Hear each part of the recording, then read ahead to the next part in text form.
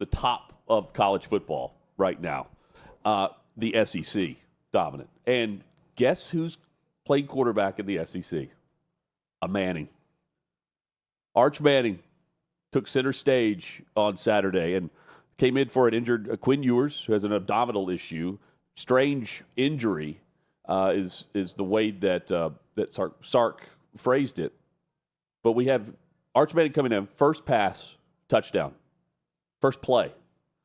Third play was a big run, 67 yards for the score. And he shows accuracy. He's decisive, arm strength. The back corner throw in the end zone, the final touchdown for him to Jonte Cook was fantastic. And so are his odds right now for the Heisman Trophy, believe it or not. There are 6 quarterbacks that are around his odds right now. Beyond that, just 5 ahead of him. Cam Ward from Miami, Jalen Milroe from Bama, Dylan Gabriel at Oregon, and Will Howard at Ohio State is at plus 2,000. Jet, Arch Manning, as we go and recap week 3 across college football, is right there in the top 5 for the Heisman odds currently. And this is all through BetMGM. When the injury happened, and he came in and played great, Arch Manning went from plus 15,000 to plus 2,000 there. And I saw it at one sports book at like plus 1,600. They're not messing around when it comes to Arch Manning, and for good reason. And, you know, the rich get richer. Backup quarterbacks in the SEC and in programs like Texas are really good. This one, though, the most popular. And I love seeing it in the SEC currently.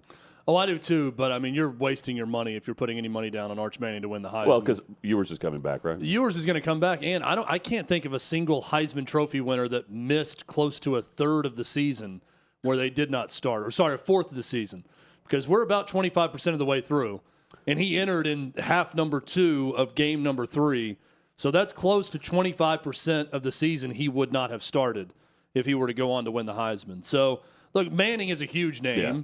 So he's going to get some buzz for that. But you are throwing your money away if you're betting on Arch Manning to win the Heisman Trophy. I think this just the fact that we're seeing his name there is surprising. Because even in high school, you know, he's got the Texas recruitment. He ends up in Austin. And the buzz was, Chad, correct me if you heard it, if you took it a different way, is like, well, he's not really competing for the job yet. In fact, when he got there, he wasn't really competing even for the backup role. And then he goes into year 2, and he's got all the name, image, likeness, and everything that comes along with it. That goes without saying. But the status wasn't there the way I thought it would be this past offseason. Quinn Ewers decides to come back to school. Manning's good with it. And now he comes in off the bench and is ready to play. I wasn't expecting that type of production in game number 1 where he comes in for an injured Ewers. Just based on just the lack of buzz that we've heard over the last year and a half. I wasn't expecting the 73-yard touchdown run and the speed that he showed on that one. First play? Yeah, we knew that he's always been mobile. But that run was incredible. I wasn't expecting that, but I mean, he's the best backup quarterback in America. I'm surprised that in this day and age that an Arch Manning would sit for 2 years anywhere. And that's what he's doing because he's going to sit again when Quinn Ewers is coming back. There's no quarterback controversy here. No. The moment Quinn Ewers is ready, he will be the starter again. Now, if Quinn Ewers misses the, Alabama game or the Georgia game coming up or misses a few weeks and Arch Manning is doing well and they're winning, then you got a quarterback controversy. But if he's back in the next couple weeks, there's no controversy at all. It's Quinn Ewers' team still. And Arch Manning, not really surprising me. I mean, we knew how talented he was coming out of high school. But what's surprising to me is that Arch Manning is willing to be a backup for this long in hopes of really learning the system and being what we saw in this one little glimpse, an absolute breakout star whenever he is the starter at Texas. Yeah, and I mean, again, like it was just he needs development. He needs to be polished a bit by college coaching. I expected to see a lot of runs I didn't expect him to take off and run like that. Well, That's great. let's give I mean, Texas I their love it. flowers too. This is a program statement, and it's a testament to their program that Arch Manning is that in still without being the starter, and that he's that happy. And that team, I voted them number one in America in our Elite 12. It really is a testament to the program that there seems to be no unhappiness with Arch Manning being the backup at Texas, and that is a well-functioning, seemingly very together team that is very, very talented, that looks incredible through 3 weeks. The SEC does too. Yes. And Chad, at Wisconsin, at least pregame was fun. You know, the hype surrounding this game was a blast. And then Wisconsin was blasted by Alabama. This felt just like Texas-Michigan to me, where it's not even a contest. And if you start looking around at what Bama was doing, Bama looks like Bama in this matchup. The SEC looks like the SEC. And while the other power conferences will make a run towards the end of the season, and we remember what happened recently, the recency bias, keep in mind how you feel right now about these programs. Georgia over Clemson. We'll get to Georgia and Kentucky in a moment. Georgia over Clemson. Tennessee, boat racing NC State. And then we see what's happened over the last 2 weeks with the SEC going on the road, a true road, in these cases, favorite, to go on the road and do what they've done without even having a hiccup. I had Alabama move very high in my rankings. I had them third this week, just based on what I've seen and the significance of the win going on the true road trip within the Big Ten. Chad, we will see this. There will be, from all three conferences, we know they're going to get a bye. The SEC gets one too. But there will be the arguments that are made come December that, this team's more deserving because look what they've just recently done. No. We're seeing it play out right now. And a really, really good SEC program is likely going to be left out because of a third loss playing the SEC schedule. And instead, a weaker team may get the nod for, seed number 11. It's unfortunate, but the Southeastern Conference is not just kind of running away with it so far. I mean, the gap is, if it's not wider, it's just as wide as it's been, even with all of the transfer portal movement, even with all of the money changing hands over the TV deals. The power still is in the Southeastern Conference. That early window Saturday morning, by the way, I had to look this up. I am saddened to see that Ryan Williams, the star wide receiver for Alabama, will not turn 18 until February 9th of next year, because I am so tired of hearing every time he does anything, the 17-year-old freshman, He's phenomenal. I get that everyone's got their talking points, and now it'll be a new TV crew with him next week, and they're going to want to get their 45 mentions in every time he touches the ball, that he is a 17-year-old freshman, but man, does that get old for someone watching those games. The SEC is probably going to have 2 to 3 teams possibly that would be deserving of a playoff spot that don't get in because the SEC is so tough. And there was no better example of that than in that early window on Saturday morning. And follow me on this here. Yes. Alabama at Wisconsin. Camp Randall's a place I want to go. I've heard great things about Madison, Wisconsin. I know Clay was there with his family, raved about the Madison as a college town. I've heard nothing but good things about it. I am just taking this from an audio standpoint and a vibe check of each stadium when I watch the games. Columbia, South Carolina, Williams-Brice Stadium for a morning kickoff against LSU as an unranked team was far more deafening and a better atmosphere than what I saw at Wisconsin for Alabama at Wisconsin. Now, when the starting quarterback, Tyler Van Dyke, goes down and they start to get housed, I'm not taking into account anything that went on. I was actually impressed with the vibes of jump around for the fourth quarter down, 35 or whatever they were at the time. And then they left immediately. And then everybody left after that. I get it when you're getting killed, but I'm talking about the start of the game. It was not close. The acoustics of South Carolina, Columbia, South Carolina, I called them a mediocre SEC program. I was being generous and kind to South Carolina. They're probably a lower third SEC program historically, and that place was rocking for that game, as opposed to Wisconsin getting this once in a generation, possibly once in a lifetime visit from the Alabama Crimson Tide, not the Ohio State. Sorry, Tyler. The Alabama Crimson Tide. The power from the South coming north early in the season to take on Wisconsin. I was incredibly disappointed from what I saw atmosphere-wise at Wisconsin to start that game on Saturday. Now, maybe people were hungover from the night before. I don't know. But I thought the atmosphere was not great. The difference between the SEC and the Big Ten, at least right now, and I am not some perennial SEC homer that says this every single season, but I think what we're seeing right now, a quarter of the way through the year, still a lot of time left, and the SEC is going to beat up on each other throughout October and November. I don't think it's that close. No, it's.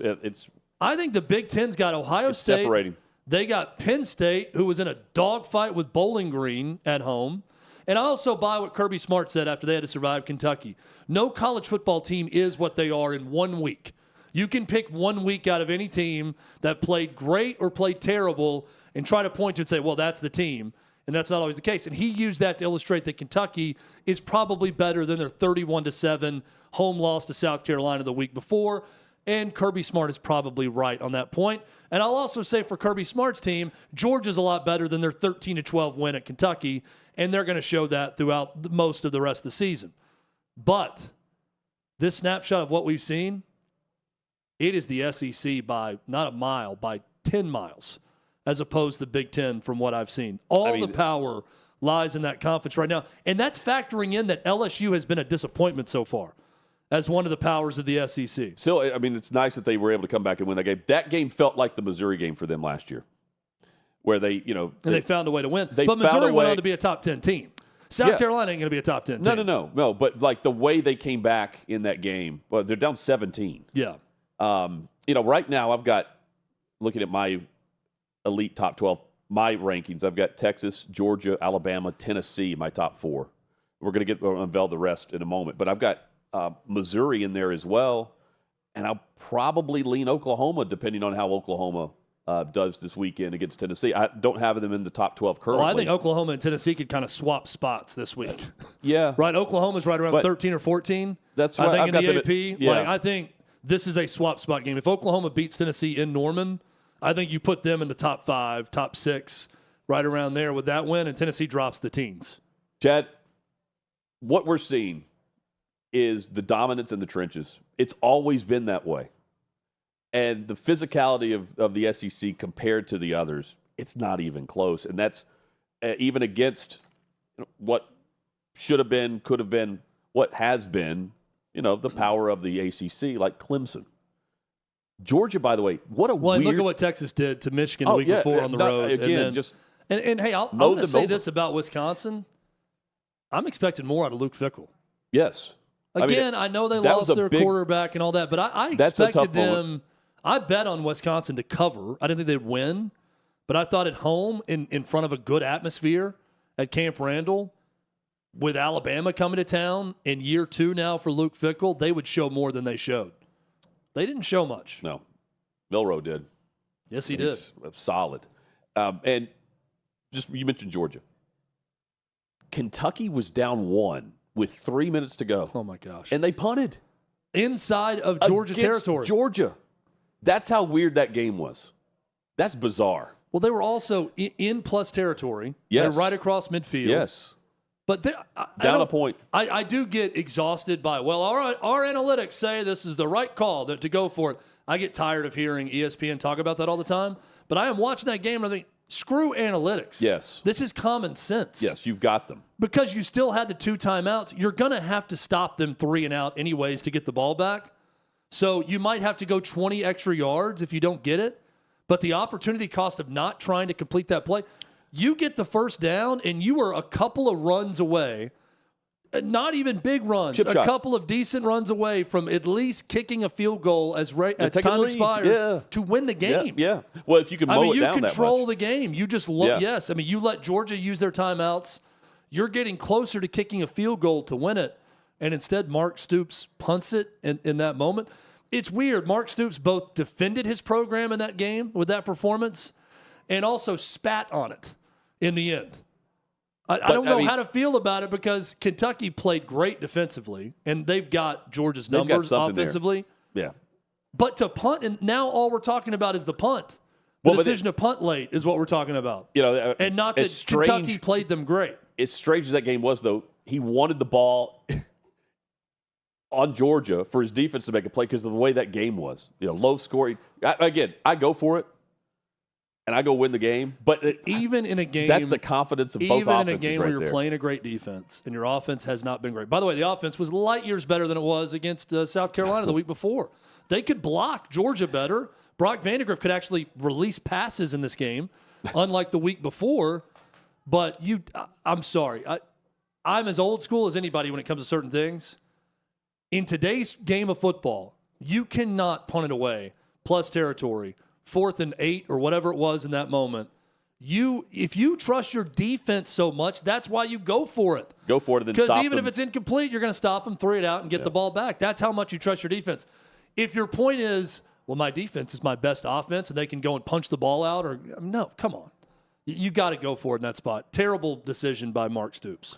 Chad, Florida and Florida State, they are reeling. They are in trouble. They have been.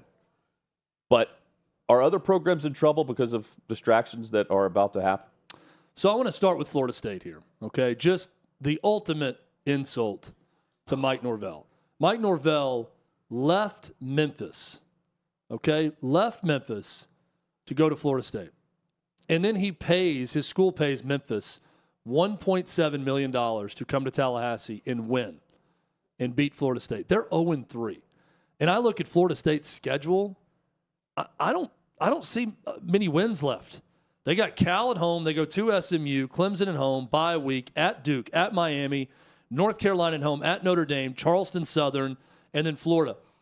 It's not a crazy reaction to say they might win one game all year, Charleston Southern. That may be it. Now, they're likely to win a couple more wins. Maybe. They could. They could also go 0-12 and lose to Charleston Southern. They'll probably, win a game or two other spots in the schedule, but that's damning for the Florida State program. Florida State, since Bobby Bowden's first year as the head coach, has started 0-3 only twice. You know who the head coach was both times that happened? The guy in Tallahassee right now, Mike Norvell. If this continues to slide to the point that it has started, I think he gets fired at the end of the year. Yeah, that's certainly going to be the case with the way they're playing. Let me also mention this. Let's tie in Florida as you go to the Gators here. It's the first time since 1955 that Florida and Florida State have a losing record through the first 3 games of the season. That's hard to fathom. They pulled it off. So Florida State, terrible times for them. DJ Uiagalelei, Uanga not going to get it done at Florida State. That's clear. Cashing checks. Florida, on the other hand, I really want. I posted this on X earlier. I really hope they fire Billy Napier and name Steve Spurrier the interim head coach, just because I'd love to see the old ball coach one more time on the Florida sideline. I'm with it. With the visor. That would be hilarious to watch. He has lost control of this program. That was a lethargic effort, I thought, against Texas A&M. DJ Lagway looked good against Samford, did not look good in this game. Graham Mertz got the offense going a little bit, and then they backslid more and more. Billy Napier, after the game, is saying, hey, I would have booed too if I was there watching the game. A little bit of a different tune than him calling out the losers in their parents' basement in Central Florida or whatever it was the week before. Florida's in a tailspin, and now, to me, the only question is, when do they fire Billy Napier? Not if. What's his buy, like $28 million or something? Something like that. It's like he wants to. He's like he wasn't. We have audio of this. Okay. A video, excuse me, of Billy Napier postgame. You're right. Sounds way different than he did a week ago, where he's understanding why they're booing him off the field down 20-0. Billy getting booed is part of the job, but it was pretty loud and pretty intense at the end of the first half. And again, leaving the field, what's that feel like for you? And do you think you deserved a chance to get this thing turned around? Well, I don't blame. I have no excuse. And I have no negative comment about that. I mean, ultimately, when you play a certain way in this arena, you're going to be criticized, right? So this is one of those places where there's history and tradition and expectations. There's been a lot of really good football teams that played in that stadium in the past. When you play ugly ball, and maybe it doesn't look quite like we all want it to, then, hey, it comes with the territory. So, I probably would have done the same thing, truth be known. And What gives you confidence that? And that comes with also knowing that A&M started their backup quarterback, Marcel Reed, who played great. Yeah, Marcel Reed looked good, the Nashville kid. That ties in. That's what the Florida woes. Yeah, and look, we probably read too much into press conferences and things like this when things are going really bad, but that's as close to an admission from Billy Napier, just the body language, everything in that press conference. I'm thinking, this is a man who's not dumb, and he knows what's about to come, and he knows how bad that was for them, that they couldn't even be competitive at home against A&M. A game, again, I feel foolish for saying it, but I thought that they would actually come out and play better and win with DJ Lagway in that game, especially. This is before I knew that Connor Wigman was going to be out for A&M. Really, really bad for Florida. Here's where it could be really bad for two programs. Fire up the Lane train. The talk of Lane Kiffin to Florida is not going to go away. And it's also not going to go away because Lane Kiffin won't allow it to go away. They're going to fire Billy Napier at some point. All reports, I saw a guy, Andy Staples, who's a Florida grad, saying it's not if but when Billy Napier's going to be gone. He has to be the guy that gets let go in this, and they got to go in a different direction. Florida fans are going to clamor for Lane Kiffin. A lot of people are going to clamor for Lane Kiffin. Lane Kiffin's not going to come out and definitively say he's not going to take the Florida job. He will milk it for all it's worth. Whether he leaves Ole Miss or not, I don't know. But I do know this about Lane Kiffin. The man knows how to do a work. And the man knows when the spotlight is on him and the cameras are on him, and he is going to play that up to the hilt. So get ready, Florida fans. Get ready, Ole Miss fans. The Lane train is about to go straight through Gainesville, straight through Oxford, and it's not going to stop all season because he's going to want that attention. He's going to want that buzz. If there's anything we know about Lane Kiffin, Hutton, it's that he wants that spotlight and he wants those rumors. And he's had his name involved in those jobs before. And he doesn't take them out quickly. And he wanted Miami too. But the difference is, Ole Miss is paying him now. They've stepped up every time. Whenever he's done this, and if he mentions Auburn or whether or not Alabama's legit or not, or he's been mentioned at Florida before. Again, Miami, Florida State. That's his. That's the his only wheelhouse. reason to leave Ole Miss, if you're Lane Kiffin, is if you truly believe, hey, we've reached our ceiling, and I don't want to have to recruit this way every year through the portal, and kind of ignore high school recruiting to an extent. They don't ignore it; they do a pretty good job with it, but they're heavy in the portal. I mean, 11 of their 22 starters are guys who've never been in the program before, that are first-year portal players. So if he doesn't want to recruit and build a program that way, and he wants to just go through the high school ranks and sprinkle in some big-time transfers, you can do that at Florida, more so than Ole Miss. So maybe he wants to change for that reason. And, I mean, at some point, do you reach your threshold on NIL at a certain program? And you know that, well, other programs are willing to spend more money if they have a new head coach. And those guys, those donors, those boosters, get the head coach that they want. Well, and one of those that I think has been disassociated since did something that got Florida involved in a lawsuit. So whoever takes that job has got to figure that part of it out. Yep. Because it's just not good all around right now at Florida, even though not this year, not for the upcoming class because they don't know who their coach is going to be, but they've recruited pretty well under Billy Napier. They have. They've got some talent. It's just not clicking. And Napier's body language, you could tell I took that as he knows he's not going to keep that locker room together at where they are, losing the way they did. Yeah, this is like you want to take your team to go bowling or go get ice cream or something on Monday or Tuesday. I love your idea, and I don't think that's going to Spurrier. work either, but this is one where, hey, guys, we really need to just go have fun. Let's go to the bowling alley. Let's go watch a movie together or something. And that's like the last-ditch effort to regain the locker room, even though that's not going to work either. Because what you really need is practice. if you're Florida. You really need to work on your offense, but you need a lot of things there, and morale is one of them. Morale's down in the state. You've got the dumpster fire, the state of emergency for Florida and Florida State. That's where we start with between the hashtags.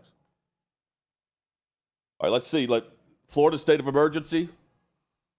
It's real. Miami's holding the fort down, but Governor DeSantis, this is from transfer portal.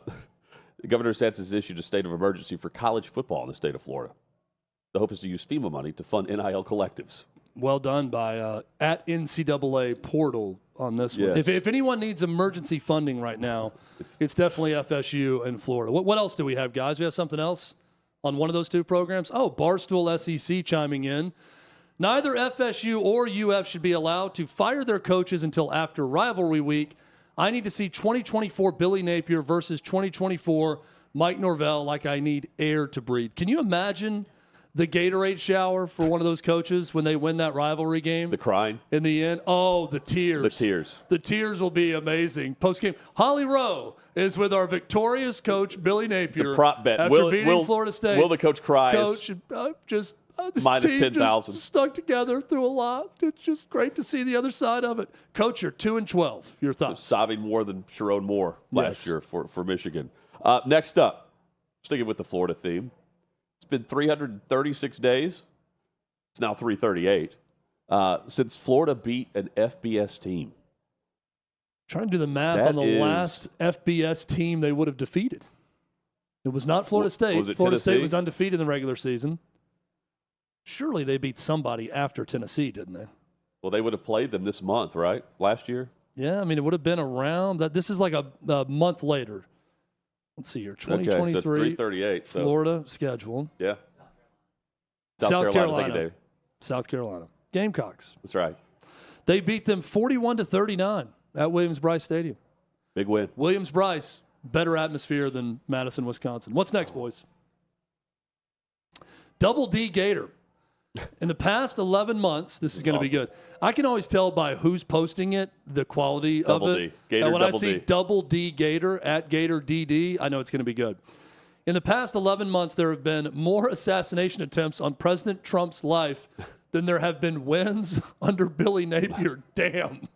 Let that sink in. Hashtag fire Napier. And what, Hutton? Hashtag higher lane. Higher lane. That's going to be the rallying cry for Florida fans everywhere. Don't get enough good assassination humor anymore. So thank you, Double D, for bringing back assassination humor.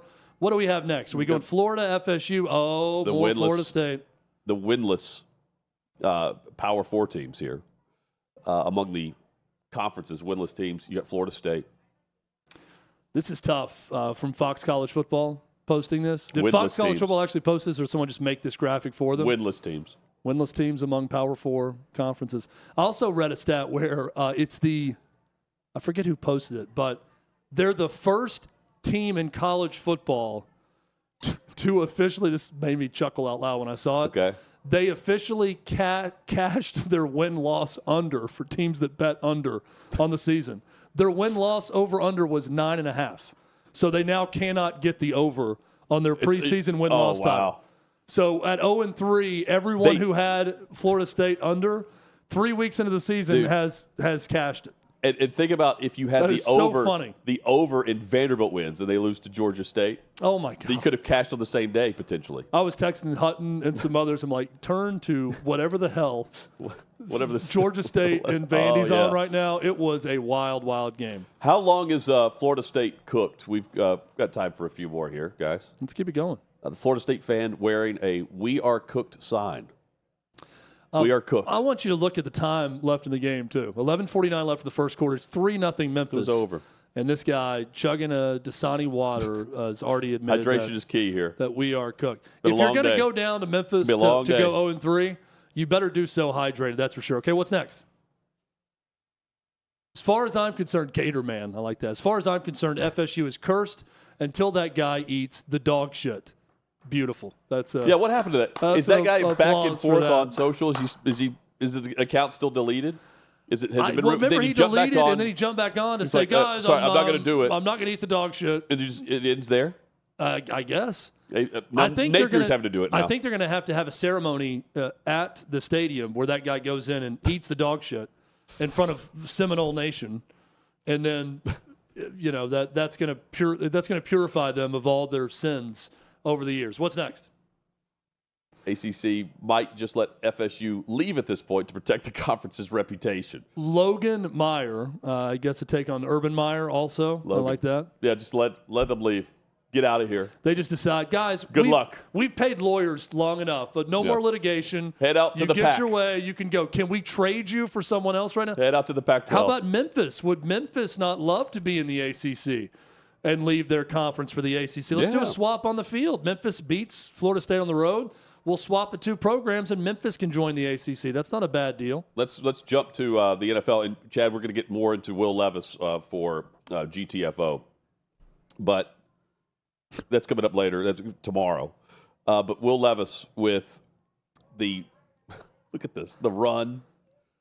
Generational run right now. I can't wait for week 3. I mean, so Will Levis, who tossed just – no reason whatsoever, a pick 6 that gave away the game in Chicago for week 1. Then in the first half, 7 days later, pitches behind him, he's laying horizontal, out just diving in midair. You can see it on the right side of the screen here. Pitching it back to Pollard, who then has, no chance at this because the ball's about to skip on the ground. It's a ground ball. Fumble, recovery, and the Jets get the ball. The Titans don't get points on the board. That was a third down play where they're in the deep red zone. Chad, if he just takes the tackle, takes the sack, all is well. They're up 10-0, and instead the game ends up 7-7 soon after. Hutton, Will Levis is that dude in high school that when you're at the pool to impress the girls, does the crazy shit off the diving board and ends up hurting himself. Like he can't just do a normal dive. He's got to do like a handstand off the diving board. He's got the Greg or Louganis he's like trying to do he tries to do a backflip and he hits his head on the board. Yeah. That's how Will Levis plays quarterback, ladies and gentlemen. Like that dude trying to impress girls in high school. I wish we could zoom in on the one. Let's go full screen one more time. Yeah. On spread eagle in the air. This is nuts. Hands out, legs up. He is inverted like damn Maverick in Top Gun, where he gives the Russian fighter pilot the finger, whatever country the guy was from. I don't think they specified in the film.